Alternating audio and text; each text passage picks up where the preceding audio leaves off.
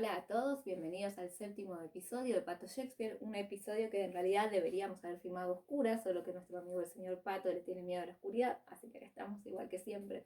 ¿Y por qué les digo esto de que teníamos que haber filmado a la oscuridad? Porque vamos a hablar de un tipo de literatura que nos remite a lo tenebroso y a lo siniestro, como es la literatura gótica. Ahora, cuando hablamos de lo gótico, muchos de ustedes deben estar imaginando adolescentes muy enojados, vestidos de oscuro, con piercings y tachas.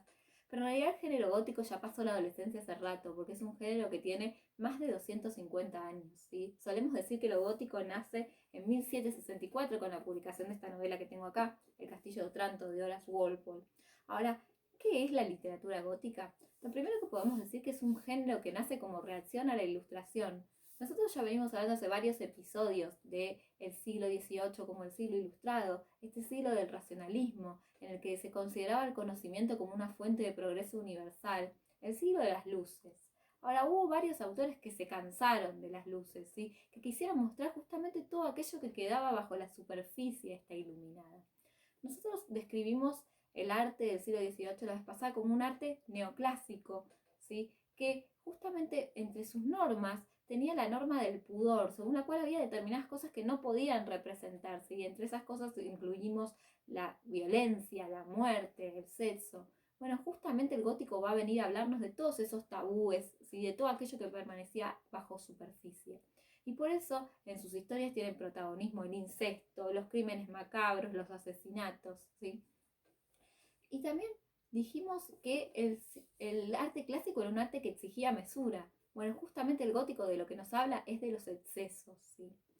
Por otra parte, mencionamos que durante siglos los intelectuales se habían ocupado justamente de combatir el misticismo medieval. Y es en el siglo XVIII, con Kant y sus amigos ilustrados, que finalmente la razón parece haber triunfado y se había consolidado como casi la única fuente de acceso al saber. Ahora, los góticos van a reivindicar otras formas de saber que tienen más que ver con lo irracional y con lo sobrenatural. Por eso en sus historias siempre aparecen fantasmas, apariciones, espíritus, todo aquello que la razón no puede abarcar, ¿sí? La magia negra, por ejemplo. Ahora, lo extraño es que nosotros estamos hablando de la literatura gótica como un producto del siglo XVIII, pero en realidad lo gótico nos remite a algo mucho más antiguo, nos remite a los godos, un pueblo germánico y medieval, ¿sí? Un pueblo de esos llamados bárbaros, ¿sí? Por ejemplo, si pensamos en construcciones góticas, podemos mencionar la Catedral de Notre Dame, que se construye en el siglo XII, mucho antes de que Walpole naciera y pudiese escribir sus novelas, ¿sí? Entonces, ¿qué hay detrás de este interés que tuvieron los autores góticos por un arte bárbaro y medieval? Bueno, hay varias explicaciones. Una de ellas tiene que ver con que los autores ingleses también se habían cansado un poco de este protagonismo cultural, tal como les pasaba a los alemanes, que tenía Francia, ¿sí? Que era la que había impuesto el arte neoclásico. Y por eso rescatan este tipo de construcciones góticas que después van a aparecer, ¿sí? Siempre en la literatura gótica, estos castillos medievales, tenebrosos, con pasadizos secretos, con recovecos, ¿sí? Como una estética propia. También hay una lectura más política del género gótico, que tiene que ver con lo siguiente. Piensen que 1764 es un año bastante particular para nacer, poco tiempo antes de la Revolución Francesa. Y ahora, justamente en ese momento en el que se estaba gestando una nueva forma de democracia en un país absolutista, resulta que aparecen estos autores que reivindican el poder de los señores feudales, una forma de organización social verticalista, un sistema de castas. Y es por eso que entre los especialistas hay un desacuerdo sobre cómo considerar el género gótico, mientras que algunos piensan que es un género subversivo justamente porque era la contracara de esta cultura oficial de la Ilustración. Otros dicen que es un género conservador porque va a estar rescatando todo el tiempo una forma del poder que estaba mostrándose como caduca, así que se estaba acabando. ¿Sí? Ahora, que es un género político, de eso en realidad no podemos tener casi ninguna duda, porque su creador, Horace Walpole, fue un personaje que tuvo un rol protagónico dentro de la política de su país. Piensa que Walpole fue el hijo de un primer ministro y él mismo era parte del Parlamento inglés. ¿Sí? Eh, y en el Parlamento inglés él va a tener una posición bastante controvertida, bastante conflictiva, ¿sí? Que después va a tener sus consecuencias en la representación de su novela, porque Walpole era el hijo de un lord, era un aristócrata, y sin embargo formaba parte del partido Whig, ¿sí? El partido que tiene más que ver con la clase burguesa, ¿sí? Que se contraponía al partido Tory conservador. Así que eso después va a tener repercusiones en su historia. Ahora, cuando hablamos de Walpole como un político, un parlamentario y un noble, no se imaginen a un político serio, porque Walpole era un personaje sumamente excéntrico, que no la pasaba muy bien en su labor en el parlamento. Lo que a él le divertía más era organizar sus fiestas en su antiguo castillo, porque piensen que Walpole era un personaje con tanta, pero tanta plata y con tanto, pero tanto tiempo que se manda a hacer su propio castillo gótico, Strawberry Hill, que está a unos kilómetros de Londres y todavía se puede visitar, y que fue el entorno perfecto para darle nacimiento a esta literatura. Así que decimos que el señor Walpole tenía como pasatiempo y viajar al continente europeo y rescatar estos vitrós medievales que venían de antiguas iglesias y llevarlos a su casita, que es bastante modesta, como van a poder ver en las imágenes que les dejé después. Vayamos un poco a nuestra historia, ¿sí? Cuando la historia está tan intrincada que nos va a contar Walpole en su novela comienza, nos encontramos con Manfred, ¿sí? En el medio de una desgracia en su tierra, Otranto, porque resulta ser que justo en el día de su boda, su hijito, que iba a consolidar de una vez por todas la fortuna, ¿sí? Garantizar la continuidad de su estirpe al casarse con Isabela, ¿sí? Es aplastado misteriosamente por un yelmo, ¿sí? Y esto deja a todo el pueblo que estaba reunido para ver la boda del príncipe de Otranto, ¿sí? Sumido en la consternación, ¿sí? Y entonces empiezan a surgir rumores, mientras que algunos tratan de buscar un culpable, otros van a acordarse de una supuesta antigua maldición que decía que la familia de Manfred iba a ser castigado cuando apareciera el auténtico heredero de Alfonso, el príncipe antiguo de Otranto, que supuestamente le había legado sus tierras al padre de Manfred, su antiguo servidor, al no tener ningún heredero. Ahora, Manfred no puede permitir que estos rumores de la maldición vuelvan a circular. Tiene que hacer algo para calmar a la turba, porque el pueblo en el castillo de Otranto siempre es representado como una turba, ¿sí? Hablando de la revolución y sus consecuencias. Y en eso aparece entre todos los asistentes ahí un forastero, que parece ser un campesino, ¿sí? Que va a decir que es imposible que el yelmo, que alguien, un ser humano, hubiese sido el que alzara ese yelmo del príncipe Alfonso para matar a el hijo de Manfred, que algo extraño había sucedido. Ahora, en esto Manfred encuentra la excusa perfecta y entonces Theodor, que es el joven campesino este, es apresado como el culpable del asesinato del príncipe. Ahora, que un señor feudal aprese injustificadamente a un campesino no es algo para nada raro. Lo que es verdaderamente extraño es la reacción que tiene Manfred ante la muerte de su hijo de esa manera tan poco natural, ¿sí? Porque ni se angustia, ni sufre demasiado, ni va a buscar a su virtuosa esposa Hipólita para consolarla, ni tampoco a su más virtuosa aún hija Matilda, sino que al que él llama es a Isabela, su hasta entonces nuera. Nadie sabe muy bien por qué. La primera que se va a enterar es Isabela, que en ese momento se da cuenta que el que ella consideraba su suegro, en pena por la muerte de su hijo, le va a proponer casarse con ella para poder garantizarse, ¿sí? Esa fortuna que Isabela tenía y esa unión con otra familia de estirpe que le iba a una vez por todas consolidar su poder en Otranto. Ahora, entonces es cuando va a empezar el que después se iba a volver en otro de los clichés de la literatura gótica, que es esta cuestión de la doncella que está encerrada en el castillo y de alguna manera se tiene que escapar de ese villano que la tiene encerrada, porque Isabela va a tratar de huir por todos los medios posibles de un casamiento con un príncipe que no quiere, ¿sí? Y en esta huida, ¿con quién se va a encontrar Isabela? Por supuesto con Theodor, que estaba ahí en el calabozo. Y Theodor, que es un joven que, a pesar de que es un campesino bastante extraño porque se conduce como un caballero y de alguna manera es el líder que se contrapone al tipo de líder que es Manfred, ¿sí? Porque mientras que Manfred es un personaje despótico, cruel e insensible, que es lo peor de todo para la lógica de la novela, Theodor es un joven sensible y que reúne lo mejor de cada clase, ¿sí? Porque después vamos a enterar de su verdadero origen. Pero él, a pesar de ser un caballero, fue criado como un campesino y se dice que puede trabajar y valerse por sus propios medios, lo cual era todo un guiño a la middle class inglesa, ¿sí? En la clase de personaje y de héroe que va a ser Theodor. Pero volviendo a la historia, Theodor es el que ayuda a huir a Isabela, que en principio se va a guarecer a dónde, sino a un convento, ¿sí?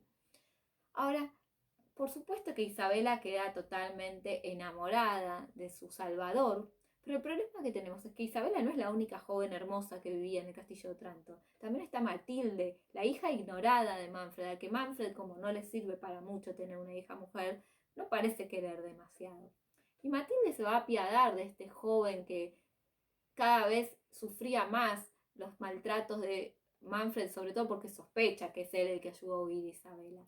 Así que Matilde misma va a ser la que ayude, ¿sí?, a Theodor a escapar, y claro que ella también se va a enamorar de que a partir de entonces se promete ser su protector, con mucha más suerte que Isabela, por lo menos en un principio. Así es que ahora tenemos a dos personajes huyendo, y en el mismo tiempo Manfred tratando de convencer a Hipólita, su esposa, para que le otorgue el divorcio y así poder casarse de una vez por todas con Isabela. Toda esta historia se va a complicar todavía más aún, porque en ese entonces es cuando llega Frederick, el padre de Isabela, que viene con toda una comitiva reclamando que él es el verdadero dueño de Otranto y de su castillo, y que Manfred es un impostor, ¿sí? Ahora, Manfred prueba ahí que él no es un verdadero caballero, porque en lugar de tratar de defender su honor, lo que va a tratar de hacer es embaucar y de alguna manera engatusar a Frederick. Así es que organiza para él y para toda su enorme comitiva con la que llega un banquete. ¿Y qué pasa? Frederick no tiene mejor idea que en ese banquete enamorarse de la hermosa Isabela. Y entonces Manfred descubre que esa hija, la que hasta ese momento pensaba que era una inútil, ahora le resulta útil. Y este género, que es totalmente patriarcal, va a convertir a las mujeres en una especie de botín de intercambio, ¿sí? Porque en ese momento lo que Manfred propone a Frederick es, está bien, yo te doy a mi hija tan bonita, Matilda, y vos dame a tu hija Isabela y así nos arreglamos. Y ese es el pacto que hacen los caballeros. Y entonces, ¿qué va a suceder? Claro que Frederick se da cuenta en ese momento que no solamente tendría que haber ido a reclamar por su castillo, que también estaba su hija, así que ahora descubre que está desaparecida, así que todos van a ir a la búsqueda de Isabela, que había huido también del convento porque sabía que ese no era un refugio seguro por mucho tiempo. Y claro, ¿quién se la había encontrado en el camino? Theodor, que le ayuda a esconderse en una especie de caverna. Frederick es quien primero llega a esa caverna, y Theodor, creyendo estar protegiéndola así de Manfred, va a herir a Frederick. Y en ese momento va a aparecer una escena muy lacrimógena, porque acuérdense que la literatura gótica nace en el medio de este auge por lo sentimental y también incluye muchas de esas escenas de lágrimas y de desmayos, ¿sí? Entonces, como les decía, en una escena lacrimógena se van a reconocer padre e hija, ¿sí? Y Frederick, que es un caballero pero muy sensible, se va a ofrecer a llevar a Frederick al castillo de Otranto para que lo auxilien, aun cuando sabe que someterse a Manfred es poner en riesgo su propia vida.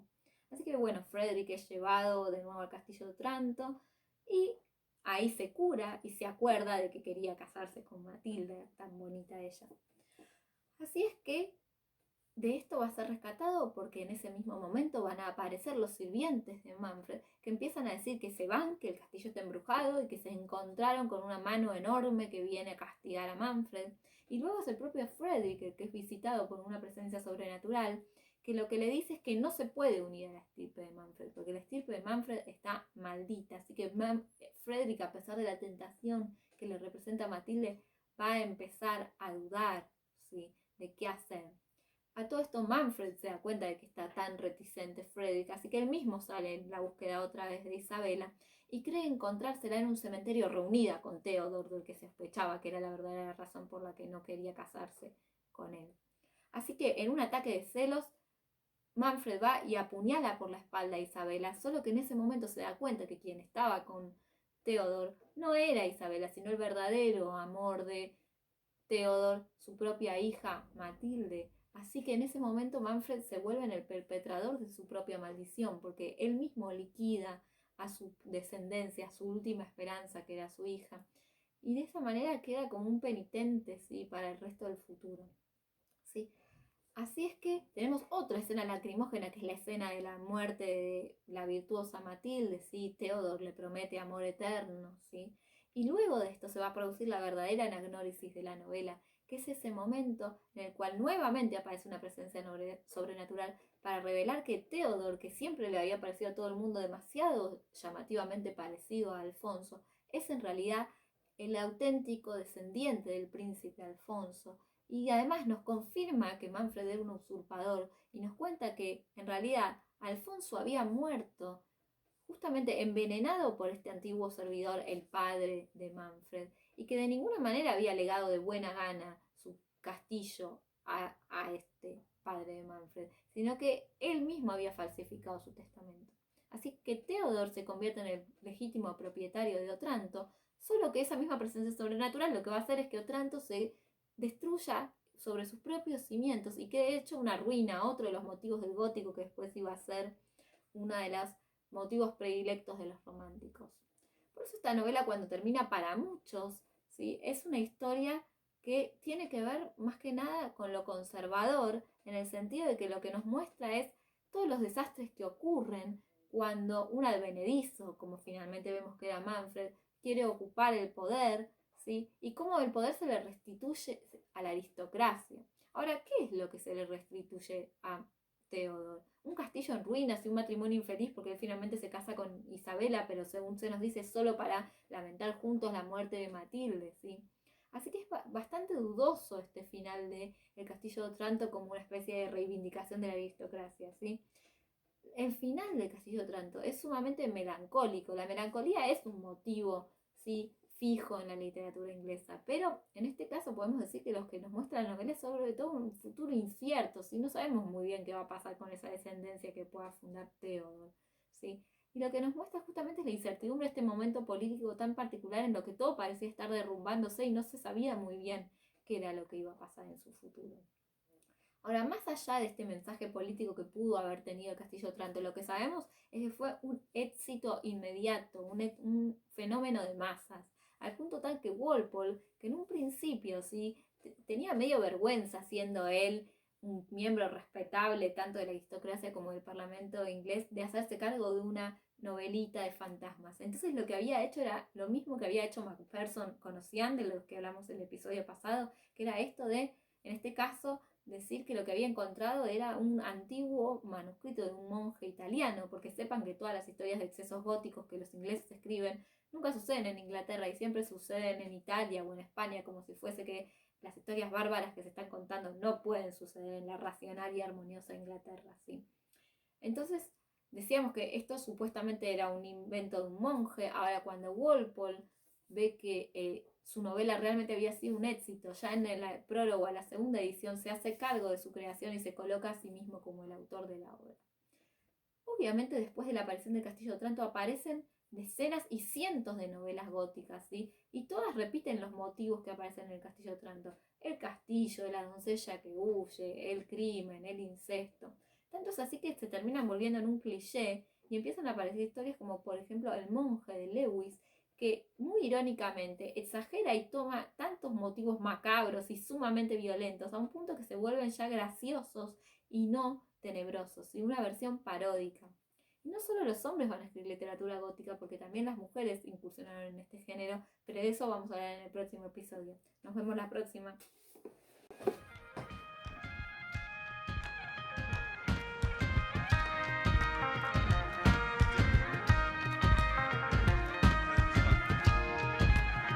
They were sitting